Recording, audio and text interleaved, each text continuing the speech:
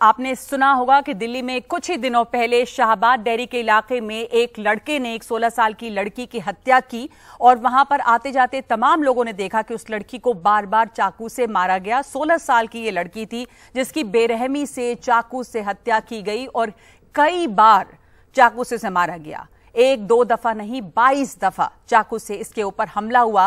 वारदात को अंजाम देने के बाद वो लड़का फरार हो गया, लेकिन फिर उसे बुलंदशहर से गिरफ्तार किया गया और वारदात के वक्त घटनास्थल पर कई लोग मौजूद थे, आते जाते रहे, लेकिन वो तमाम लोग बस इस हादसे को देखकर आगे बढ़ते रहे और आरोपी लड़की पर चाकू से वार करता रहा। तो ऐसे में एक बहुत महत्वपूर्ण सवाल उठता है एक समाज के तौर पर, क्या हमारी संवेदनशीलता जो है या जो सेंसिटिविटी है वो खत्म होती जा रही है? क्योंकि एक ये हादसा तो है ही, लेकिन इसके अलावा भी ऐसे बहुत सारे हादसे हमने देखे हैं जहां पर लोग अपना फोन निकालकर वीडियो तो जरूर बनाते हैं, लेकिन मौके पर मदद करने के लिए कम लोग आगे बढ़ते हैं। तो यही सवाल है कि इस खौफनाक वारदात को आंखों के सामने होते हुए देखते हुए भी लोग चुप कैसे रहे? क्यों नहीं कोई उसे रोकने के लिए आगे बढ़ता है? क्यों नहीं रोकने की कोशिश की जाती है? क्या अगर लोग मिलकर एक लड़के को रोकते तो ऐसा हादसा होने से बच सकता था? वहां पर मौजूद लोगों के इस व्यवहार से सभी लोग हैरान हैं। और जो पोस्टमार्टम रिपोर्ट इस लड़की की आई है, ये लड़की माइनर है और इसकी जो पोस्टमार्टम रिपोर्ट की डिटेल्स सामने आई हैं उसमें बहुत ही भयावह डिटेल्स सामने आई हैं कि उस लड़की को इतनी बार मारा गया था कि उसकी जो इंटेस्टाइन्स थे वो बाहर आ गए थे। और शाहबाद डेयरी की यह घटना है, दिल्ली में 28 तारीख को यह घटना हुई है। 28 मई को पुलिस रिपोर्ट के मुताबिक, पुलिस के मुताबिक 16-17 पन्नों की डिटेल्स की रिपोर्ट अस्पताल से आई है जहां पर इस पूरे मर्डर के डिटेल्स जो हैं वो दिए गए हैं। तो ये बहुत ही ज्यादा परेशान करने वाली बात है, इसलिए कि अगर एक भीड़ भाड़ या सरेआम जब इस तरह की घटना होती है तो क्यों नहीं कोई उसे रोकता है। आप सीसीटीवी फुटेज देख रहे हैं इस घटना की जहां पर लोग आते जाते नजर आते हैं। तो इस पर चर्चा के लिए आज यहां पर स्टूडियो में मेरे साथ कुछ स्टूडेंट्स मौजूद हैं, तमाम नौजवान हैं, युवा हैं और ऐसे बच्चे हैं जो रिलेट कर सकते हैं इस घटना से। ये लड़कियों के सेफ्टी की भी बात है, ये समाज में एक उभरती हुई समस्या की भी बात है। तो इनके अलावा हमारे साथ पैनल पर जुड़ रही हैं सीमा समृद्धि जो वकील हैं सुप्रीम कोर्ट की, करुणा नंदी वकील हैं सुप्रीम कोर्ट में, समीर पारेख हैं director of Fortis mental health programme, और ये तमाम लोग हमारे साथ इस अहम मुद्दे पर बातचीत करेंगे। बहुत बहुत स्वागत है आप तमाम लोगों का। और हमारा मकसद ये है कि हम इस बहुत अहम पहलू पर बात करें कि ऐसा जो होता है इसके पीछे किस तरह की वजह क्या है और समाज जो है वो क्या रुख ले रहा है अब। तो समीर पारेख आपसे शुरुआत करना चाहूंगी। फोर्टिस मेंटल हेल्थ प्रोग्राम के आप डायरेक्टर हैं। इस तरह की घटना जो हमने दिल्ली में देखी, ऐसी घटनाएं और भी हुई हैं, बहुत ही भयावह हत्याएं सामने आती हैं और खास करके लड़कियां इसका खामियाजा भुगतती हैं। पर जो ये रिलेशनशिप्स खराब हो रहे हैं और वो बहुत ही हिंसक रूप अख्तियार करते हैं, ऐसा क्यों आपको होता दिखता है? ये किस चीज का असर है? क्या संवेदनशीलता कम हो गई है या लोग इनसेंसिटिव होते जा रहे हैं? और जो हम कहते हैं ऑन लुकर सिंड्रोम कि लोग देखते हैं और आगे बढ़ जाते हैं, इसकी क्या वजह दिखती है? देखिए, इसको बायस्टैंडर्स इफेक्ट भी कहते हैं। बायस्टैंडर यानी आप देख रहे हैं, ऑनलुकर जैसा आपने कहा, लेकिन आप रिस्पॉन्ड नहीं करते।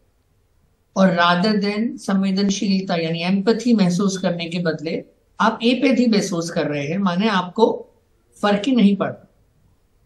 ये करीब 1960-64 के आसपास ये फिनोमिना को काफी स्टडी किया गया था, बायस्टैंडर्स इफेक्ट को, और ऐसा पाया गया कि जब ज्यादा लोग होते हैं, जितने लोग ज्यादा होते हैं, उतना ऐसा महसूस होता है लोगों को कि कोई ना कोई और भी नहीं कुछ कर रहे हैं तो हम भी नहीं करेंगे।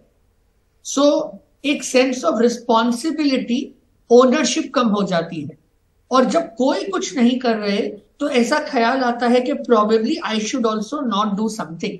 तो ऐसे में डॉक्टर पारेख, क्या ये हो सकता है कि अगर कोई एक आगे बढ़े तो और लोग उसके साथ जुड़ते जाएंगे? यस, बिल्कुल। और ये भी एक मानी हुई बात है कि अगर कुछ लोग कदम उठाएंगे, यानी positive role model in the bystander, तो उससे और लोग भी ये कदम उठा पाएंगे। ये बात भी उतनी ही सही है। और इसीलिए ये समझना जरूरी है कि हमारा जो सेंस ऑफ कनेक्टेडनेस है यानी हमें ये महसूस होना चाहिए कि जो तकलीफ हो रही है वो हमें हो रही है, हमारे किसी अपने को हो रही है। If you don't feel that, अगर वो एम्पैथी चली जाएगी तो वो इट स्टॉप्स बीइंग ह्यूमन, एक इनएनिमेट सा बात हो जाती है। नहीं तो किसी और की तकलीफ को हमें तकलीफ ना हो, ये कैसे मुमकिन है? और ये बात इसकी नहीं है कि मुझे ये डर लग रहा है या वो डर लग रहा है। पहली बात ये है कि मुझे एम्पैथी नहीं आई और मैंने कदम नहीं उठाया। बाद में ये बात है कि और क्या कारण हो सकते हैं कि कदम नहीं उठाने के, पर एक समूह जब खुद देखिए, नंबर्स बीट नंबर्स जी, अगर एक शख्स परपेट्रेटर है और 25 लोग देख रहे हैं, उनमें से 5-6 भी आगे आएंगे तो वो एक कभी भी कामयाब नहीं हो पाएंगे। पर वो 5-6 में से भी कोई एक पर्सन भी जब पहला नहीं उठा पाते हैं, वहां पे हमारी एम्पैथी के बदले हमारी एपैथी बाहर आती है। तो आप उस चीज से रिलेट नहीं कर पाते, आपको ये महसूस करना जरूरी है कि ऐसा आपके भी किसी अपने के साथ हो सकता है, और अगर ऐसा लगता है तो फिर कोई भी अगर आगे बढ़े तो उसके साथ लोग जुड़ते हैं। लेकिन समस्या यहाँ पर है कि कोई भी आगे बढ़ने की पहल नहीं करता और फिर लगता है जब कोई आगे नहीं बढ़ रहा तो हम क्यों जाएं। पर ये क्या चीज होती है करुणा जो लोगों को रोकती है मदद करने के लिए? यहाँ पर भी हमने देखा जो बाईस्टैंडर सिंड्रोम के बारे में बता रहे हैं डॉक्टर पारिक, कि लोग सीसीटीवी फुटेज में दिखाई देते हैं कि जा रहे हैं वहां से, पर इतनी बार एक लड़की को स्टैब किया जाता है सरेआम, पर कोई आगे नहीं आता। और इस तरह की घटनाएं एक ये हुई, पर काफी घटनाएं ऐसे सुनने को मिलती हैं आजकल। करुणा, आप कैसे देखती हैं इस चीज को? मेरी राय थोड़ी अलग है जी। मेरी राय ये है कि अगर आप अलग अलग सिचुएशंस में लोगों को देखें, अगर आप उसी जने को ऐसी सिचुएशन में देखें जहां किसी कोई खाना अटक गया, मान लीजिए रेस्टोरेंट में, तो बहुत सारे लोग आएंगे हेल्प करने के लिए। ये भी सही है कि कुछ लोग अपना वीडियो निकाल लेंगे, which is I think a real fault हमारा मीडियाटाइज सोसाइटी में। लेकिन ये भी है कि कई लोग हेल्प करने आएंगे। तो ऐसी ये जो दुर्दशा हुई, इसमें अलग क्या था? इसमें 4 चीजें थी। पहली बात तो ये कि ये एक निजी मामला समझा जाता है कभी कभी, और निजी मामले में ये भी सोचा जाता है कि हमें क्या मालूम क्या हुआ क्या नहीं हुआ। तो मैक्सिमम लोग कहेंगे कि ठीक है, हम फोन कर देते हैं पीसीआर को, लेकिन पीसीआर को भी फोन करें तो हमारा नंबर ट्रैक हो जाएगा, हमें बुलाया जाएगा, हमें विटनेस बनाया जाएगा, पता नहीं हमें भी कुछ इसमें उलझना पड़ेगा। ये लोगों के माइंड में होता है। तो दूसरी बात कि जब ये उलझने का जो डर है, इसको हटाया भी जा सकता है। गुड समैरिटन गाइडलाइंस जिसे कहते हैं, एक्सीडेंट सिचुएशंस में 2016 में हमारी सुप्रीम कोर्ट लाई थी, और उसमें ये बताया गया था कि अगर कोई एक्सीडेंट हुआ और अगर आपने किसी की मदद की, तो फिर आपको उस जो आपका डर है कि आपको इन्वॉल्व किया जाएगा, आपके खिलाफ कोई क्रिमिनल या सिविल कार्रवाई हो सकती है, तो उस डर को शांत कर दिया गया है, उस डर को हटा दिया गया है। तीसरी बात कि हमारे समाज में, हमारा समाज थोड़ा निम्न विश्वास वाला समाज बन गया है। ये मैं क्या मतलब, एक दूसरे पे जिस तरीके का भरोसा होना चाहिए वो बहुत कम हो गया है। इसकी जिम्मेदारी खुद लोगों को लेनी चाहिए। एक बात तो ये भी है, लेकिन सिर्फ लोगों की जिम्मेदारी नहीं है। हमारा ये जो सरकार है फिलहाल, जिस किस्म के बंटवारे बनाए जा रहे हैं और जिस किस्म की प्रॉब्लम्स हुई थी कोविड में, जहां हम एक दूसरे को हेल्प नहीं कर पा रहे थे और सरकार ने भी किसी को हेल्प नहीं किया और इतने सारे लोग मर गए, ये सिर्फ 1-2 साल की ही तो बात है। तो एकदम से ये चला नहीं जाता, ये बातें हम भूल नहीं जाते हैं।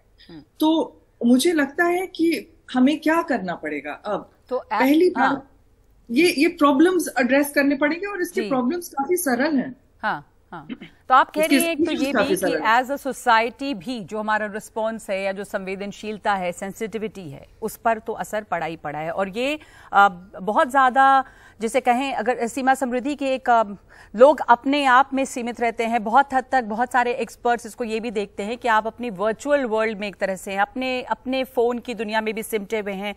वो एक बहुत बड़ी समस्या खास करके युवा पीढ़ी जो है, नई जनरेशन के साथ भी है, तो जो पहले कनेक्ट भी होता था पास पड़ोस नाते रिश्तेदारों से, वो भी कम होता जा रहा है एज अ सोसाइटी। और मैं सिर्फ यंग जनरेशन की बात नहीं कर रही हूं, और भी ये एक ट्रेंड है, हिंदुस्तान में भी बहुत देखा जा रहा है, मतलब वेस्ट से एक तरह से यहां पर आ रहा है ये चीज। आप मानती हैं कि ये भी एक वजह होती है जब लोग अपने आप में रहते हैं, या वो डर भी होता है जिसकी बात करुणा कर रही हैं? हालांकि वो गुड समैरिटन एक्ट की भी उन्होंने बात की, पर लोग पढ़ना नहीं चाहते हैं कि वो इस झंझट में क्यों पढ़ें। मैम, जो 2016 में एक्ट आया, एक्ट नहीं इवन सुप्रीम कोर्ट की गाइडलाइन है, तो उसको इम्प्लीमेंटेशन के लिए मैम कोई भी गवर्नमेंट अवेयर कितना कर रही है लोगों को, ये भी जरूरी है। हाँ। अवेयरनेस नहीं है लोगों में, उनको नहीं पता है कि अगर हम अपने ही लोगों को, अपनी कंट्री के लोगों को जिसके साथ प्रॉब्लम हो रही है उसको अगर हम कोऑपरेट करेंगे तो हमारे ऊपर कोई एलिगेशन नहीं आएगा, मुझे फॉल्सली इम्प्लीकेट नहीं किया जाएगा। तो लोगों में अवेयरनेस नहीं है। दूसरी चीज मैम, दोनों चीजें हैं। एक तो लोगों को पुलिस का सपोर्ट नहीं है, सिस्टम का सपोर्ट नहीं है, और तीसरा नो डाउट मैम कि लोगों के अंदर अब वो संवेदनशीलता उतनी नहीं रिफ्लेक्ट होती है। मैं जहां गांव से आती हूं, मैंने वहां देखती हूं कि अगर किसी भी गांव में झगड़ा हो रहा है तो लोग बाहर निकल करके आ जाते हैं, वो अपना इन्वॉल्वमेंट दिखाते हैं, बीच बचाव करते हैं। बट मेट्रो सिटीज का एक कल्चर जो है वो डेवलप होता जा रहा है कि नहीं, किसी को मतलब नहीं है। एक तो लोग यहाँ पर माइग्रेट होकर के जो पीपल आए हैं उनकी अपनी कोई सोसाइटी नहीं है, वो पड़ोसी नेबर एक दूसरे को नहीं जान रहे हैं, और ये एक वो डिस्टेंस फील करते हैं कल्चरली हर तरीके से। और जब भी, और जहां पर पुलिस का भी कॉपरेशन नहीं है, जहां पर अगर वो सपोज दैट विटनेस बन के स्टेटमेंट देते भी हैं, सपोर्ट करते, तो जो लिटिगेशन है वो इतना लेंदी है, लंबा है, उनकी सिक्योरिटी का इशू है। तो मैम कई एक रीजन है, और ये हर समाज, as a society, as a judiciary और पुलिस, सबका मिलकर के कलेक्टिवली वर्क करने की जरूरत है। तब तो शायद ये पॉसिबल हो सकता है। और लोगों को ये भरोसा दिलाना कि अगर आप मदद करते हैं तो वो आप किसी कानूनी झंझट में नहीं पड़ेंगे। जिस गाइडलाइन की आपने, करुणा ने बात की, उसके बारे में लोगों को अवेयर कराना कि भाई ये गाइडलाइंस हैं। इससे पहले कि आगे बढ़े, हम तमाम जो स्टूडेंट्स हमारे साथ मौजूद हैं और जो यहाँ पे ऑडियंस है, उनसे मैं पूछना चाहती हूँ कि ये जब घटना के बारे में आप लोगों ने सुना तो आपका रिस्पॉन्स, और आपको ये देख सुनकर एक तो एक डर भी लगता है कि क्या बहुत अनसेफ हैं जो सड़कें हैं हमारी लड़कियों के लिए खास तौर पे। क्या नाम हुआ आपका? Ma'am Anusha, my name is Anusha. Ma'am मेरा ये क्वेश्चन है कि लोग वीडियो बनाने में बहुत ज़्यादा बिजी थे, उस वीडियो बनाने से अच्छा अगर आप पीसीआर को कॉल करते, किसी एम्बुलेंस को कॉल करते, तो क्या पता उस लड़की की जान बच सकती थी। तो कोई इंटरफेयर करता अगर तो जान बच सकती थी। अगर आप वहां पर रोके नहीं तो कम से कम पुलिस को बता सकते थे, कॉल कर सकते थे। ठीक है, एक इंपॉर्टेंट पॉइंट है ये। आप क्या सोचती हैं इस बारे में? मैम, आफ्टर दिस केस लड़कियों को अब डर लगने लग गया अकेले कहीं पे भी निकलने के लिए।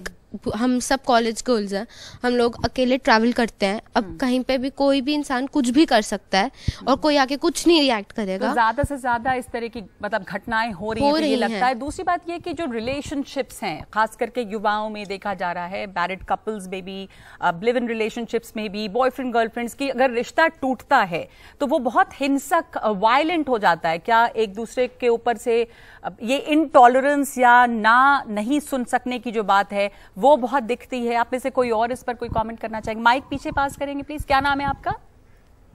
Ma'am my name is Prachi. Prachi, हाँ मैम, मैं इस पे ओपिनियन देना चाहती हूँ कि जैसे लोगों को डर लगता है कि इन्वेस्टिगेशन होगी, फिर उनको कोर्ट के चक्कर लगाने पड़ेंगे। तो अगर आप भीड़ में भी जाओ तो भीड़ का तो कोई चेहरा नहीं होता, भीड़ में जाओ तो लड़की की जान बच सकती थी अगर भीड़ में जाके लोग डरते नहीं और जाके उसको बचा लेते, क्योंकि वो एक ही लड़का था, ज्यादा नहीं थे। तो ये लगता है कि बचाया जा सकता था। और शायद वहां पे लोग आगे क्यों नहीं आते हैं, ये क्यों लगता है? आप में से कोई और बोलना चाहेगा इसके ऊपर में?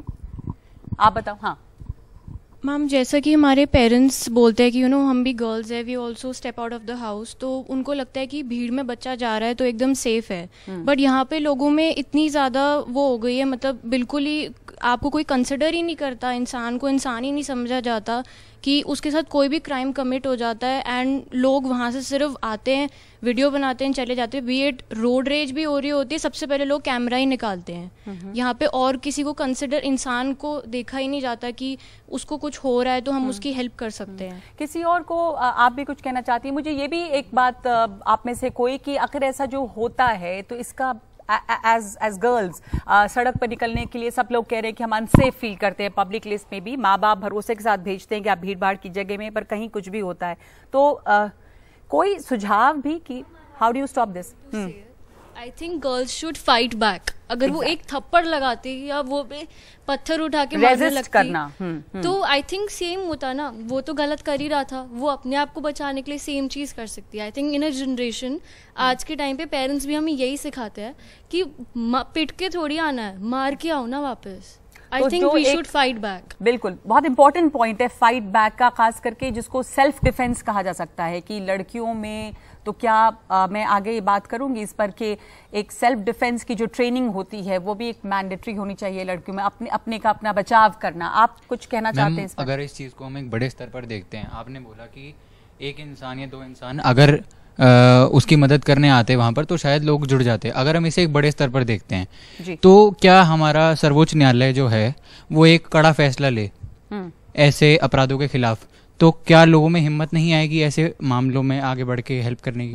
तो ये एक सवाल है कि क्या सर्वोच्च न्यायालय यानी कानून के द्वारा ही अगर ये आश्वासन दिया जाता है कि अगर जो लोग आगे आते हैं ऐसे में मदद करने के लिए, उनको किसी तरह की मुश्किल में वो नहीं पड़ेंगे बल्कि उन्हें एक तरह से रिवॉर्ड किया जाएगा, आप ये कह रहे हैं। मैं इसके ऊपर एक छोटा सा जवाब चाहूंगी आपसे करुणा, लेकिन एक ब्रेक ले लेते हैं इस समय पहले हम, और उसके बाद लौटेंगे कि अगर जो हम बाईस्टैंडर्स सिंड्रोम की बात करते हैं उसको खत्म करना है तो कानून में क्या कोई बदलाव की जरूरत है, क्या लोगों में और जागरूकता पैदा करने की जरूरत है कि एक भीड़ के तौर पर या आप समाज के तौर पे क्या कर सकते हैं आप अगर इस तरह की घटनाएं होती हैं तो। एक ब्रेक के बाद लौटते हैं हम।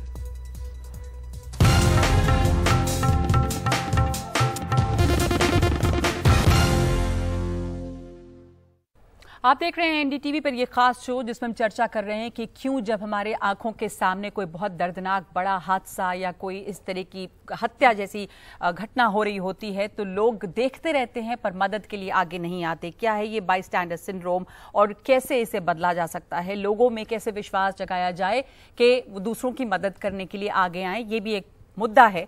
और हमारे पास ऑडियंस है, तमाम यंग स्टूडेंट्स हैं यहाँ पर जो जिनके सवाल हैं, जिनके इस पे टिप्पणियां हैं। करुणा, ब्रेक के पहले किसी ने ये सवाल उठाया था कि लोग आगे नहीं आते, इस तरह के कानूनन इसको आसान बनाना चाहिए कि लोग अगर मदद करें तो वो किसी मुसीबत में ना फंसे। आपकी इसके ऊपर क्या राय है, क्या कानून है और कैसे इसको बेहतर किया जा सकता है? फिलहाल जो गुड समैरिटन लॉ है, गाइडलाइंस हैं और मोटर व्हीकल एक्सीडेंट्स एक्ट में अमेंडमेंट है, वो सिर्फ कार क्रैशेस और कार एक्सीडेंट्स को एड्रेस करता है, उन गुड समैरिटन्स को प्रोटेक्ट करता है।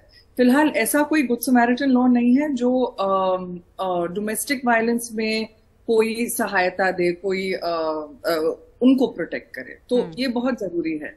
दूसरी बात ये कि सेल्फ डिफेंस की बात की जाती है, लेकिन ये नौबत नहीं आनी चाहिए कि हमारी लड़कियां अकेले खड़े होके किसी दरिंदे के साथ लड़ें, ये थोड़ी चाहिए हमें।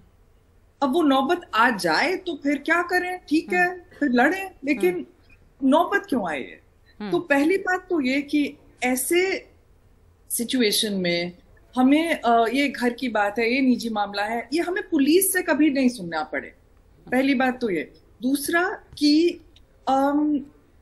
सोसाइटी में भी, हमारे समाज में भी ये जो वहम है कि घर के अंदर कोई निजी मामला होता है और किसी ने किसी को मारा या किसी ने किसी को सेक्सुअली अब्यूज किया या किसी ने किसी को, चाहे शादी भी हो चुकी हो, जी जी, तो फर्क नहीं पड़ता, crime is a crime of course.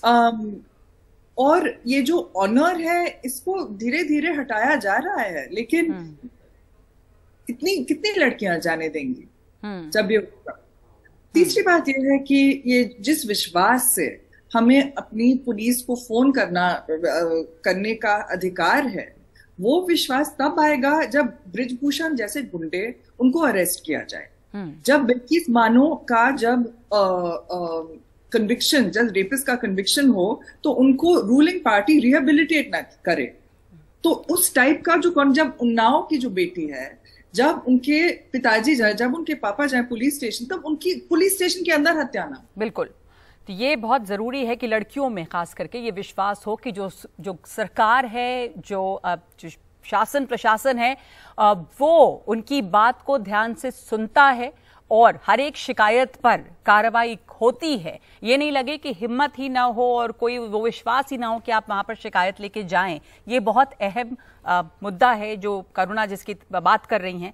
Social media की बात हुई यहाँ पर, आप बोल रही थी, आपका एक सवाल था सोशल मीडिया से जुड़ा हुआ। कैन बी पॉसिबल दैट कि सोशल मीडिया का इस जनरेशन में बहुत ज्यादा इफेक्ट पड़ रहा है और मतलब क्या बुरा असर पड़ रहा है? बहुत बुरा असर पड़ा है, इतना बुरा असर पड़ रहा है कि सभी वीडियोस बनाने में बिजी हैं, लेकिन कोई विक्टिम को बचाने में सामने नहीं आ रहा है और अपनी लाइफ का ज्यादा उनको डर है कि वो मारे जा सकते हैं साक्षी को बचाने की या वो हर चीज को का एक इंसिडेंट की तरह देख रहे हैं, दूर से एक आप बस उसको देख रहे हैं। डॉक्टर पारेख, आप इस पर आपकी राय क्या है कि सोशल मीडिया का किस तरह का असर है? क्या वहां से नई नई चीजें मतलब क्राइम के भी तरीके, एक तो लोग सीख भी लेते हैं तमाम तरह के रिसर्च करके, दूसरे की आप किसी भी चीज को एक इवेंट के तौर पे बस दूर से हट के देखते हैं, डिस्कनेक्टेड, जो ये यहाँ पे बच्ची सवाल उठा रही है। देखिए, ये बात तो हमें माननी पड़ेगी कि सोशल मीडिया और मेंटल हेल्थ के बारे में काफी चर्चा हो रही है, रिसर्च भी हो रही है, क्योंकि कहीं ना कहीं ये बात समझ में आ रही है कि सोशल मीडिया जिस तरह से है और जिस तरह से बढ़ेगा, उसका हो सकता है कि युवाओं के मानसिक स्वास्थ्य पे असर पड़े। इसमें कोई दो राय नहीं है कि ये पहला एक रिफ्लेक्सिव एक्शन कि हम एक वीडियो बनाएं और वीडियो शेयर करें या इमेज बनाएं और एक इमेज शेयर करें, ये इंक्रीजिंगली हमारे लिए डिफॉल्ट ऑप्शन बनते जा रहा है। एक तरह का ऑलमोस्ट परवर्टेड वोयूरिस्टिक टेंडेंसी हमारे अंदर आती जा रही है कि जहां हम इंसान को इंसान नहीं ऑब्जेक्ट देखने लगते और उस ऑब्जेक्ट के ऊपर फिर हमें इमोशन नहीं आता, और ये चिंता का विषय है। मुझे इसमें कोई दो राय नहीं है। हमारी जो संवेदनशीलता एक इंसानी वैल्यू। दूसरे डॉक्टर पारेख, एक और बात आपसे जो मेंटल हेल्थ की बात, क्या आप एक्सपर्ट हैं और आप लोगों को लगातार देख रहे हैं, ये जो इसमें जो आरोपी है या जो गुनाहगार है, इस तरह के केसेस जैसे अभी ये हादसा हुआ या उसके पहले एक और हत्या हमने देखी, श्रद्धा वालकर का मामला भी बहुत सामने आया था, तो ये जो इसमें आरोपी हैं, जो परपेट्रेटर्स हैं क्राइम के, उनकी मेंटल हेल्थ और मानसिकता पर क्या कहेंगे? एक ट्रेंड दिख रहा है इस तरह के हीनस क्राइम में, एक तरह से बहुत कॉमन होता जा रहा है। कैसे देखते हैं आप इसे? वजह क्या है? मेंटल हेल्थ शब्द क्राइम के साथ यूज नहीं करना चाहिए, क्योंकि लोगों में पहले ही मेंटल हेल्थ के प्रति इतनी ज्यादा स्टीरियोटाइपी है, वो और बढ़ जाती है। जो सिंपल सी बात है वो समझने की ये है कि जो भी परपेट्रेटर है उनको रिमोर्स नहीं है, उनको अपनी गलती का एहसास नहीं है, उनको लग रहा है कि वो बच सकते हैं, उनको लगता है कि वो पावरफुल है, उनको लगता है कि कोई और मदद नहीं करेगा, उनको लगता है कि बच जाएंगे, उनको एम्पैथी नहीं होती है कि जिसका नुकसान कर रहे हैं उस पीड़ित को क्या तकलीफ हो रही है। सो वो जो basic aspect of human connect है वही मिसिंग होता है। बिल्कुल, और ये हमें समझना बहुत जरूरी है। और यहाँ मेंटल हेल्थ एंगल को ना डालें, एक ह्यूमन एंगल को डालें कि अगर रिमोर्स और एम्पैथी नहीं है तो आप इंसान ही क्या है। ये दोनों केस में देखा गया, जैसे इस लड़के के मामले में भी जिसने अभी ये हत्या को अंजाम दिया, उसने पुलिस थाने में मतलब ये कहा है कि उसे कोई रिमोर्स नहीं है, कोई पछतावा नहीं है। तो इसलिए ये सवाल कि ये कहाँ से कॉन्फिडेंस भी आता है। आप सही कह रहे हैं कि ये विश्वास है शायद कि जो भी मैं कर रहा हूँ उसका कोई नुकसान नहीं होगा, मुझे कुछ होगा नहीं, बच जाएंगे। आप सवाल पूछना चाह रहे थे, माइक पीछे देंगे प्लीज।